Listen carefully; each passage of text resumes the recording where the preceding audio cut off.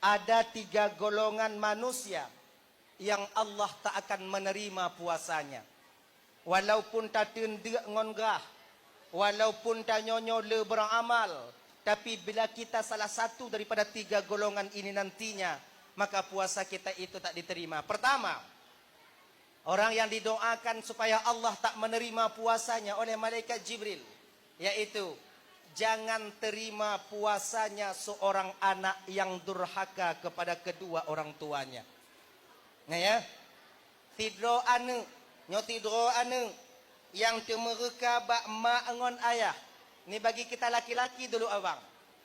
Bagi tanyo yang agam-agam, tanyo yang kamu keluarga.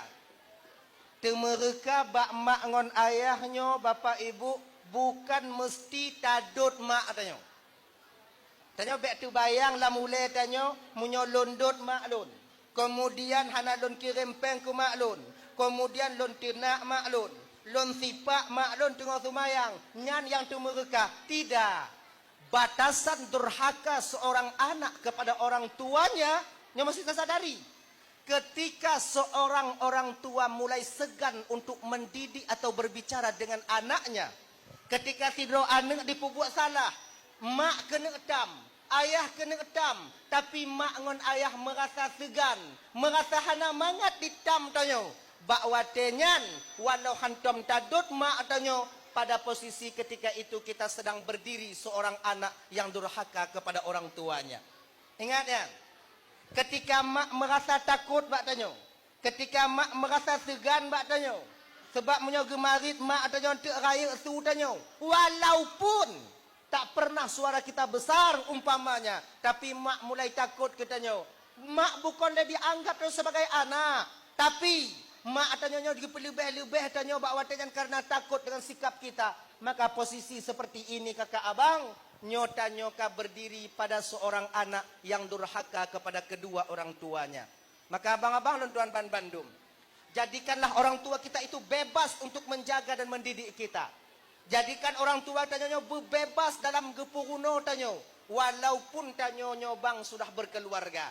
Ingat, keluarga tanya kamu kawin, tanya kamu kawin, tanya kamu keluarga, itu bukan menjadi satu patokan bahwa tanyonyo yaitu batas berbakti dan yaitu bek temereka bak mak ngon ayah. Nyo abang-abang tuan Bandung yang dimuliakan oleh Allah Subhanahu wa taala, bek tadut mak tanyo. Bek ta sipak mak tanyo, ayah tanyo. Batas mak tanyo tong yo ke tanyo, nyo kata masuk anak temereka bak mak ngon ayah. Maka jaga baik-baik. Seorang anak yang durhaka kepada kedua orang tuanya, ya, jangankan masuk surga, bau surga Allah haramkan di akhirat nanti.